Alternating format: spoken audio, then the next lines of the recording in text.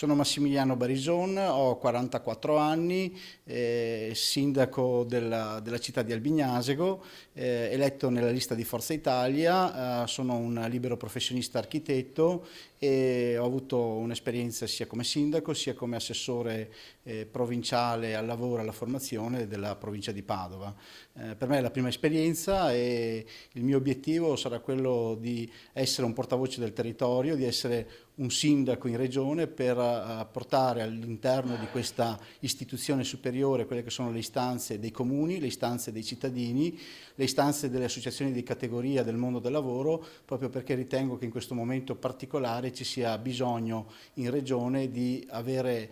la presenza di persone che sono in mezzo alla gente e che possano dare delle risposte per dare aiuto sia in materia di sociale, sia in materia di lavoro e anche in materia di sicurezza. Quindi sicuramente il mio impegno sarà per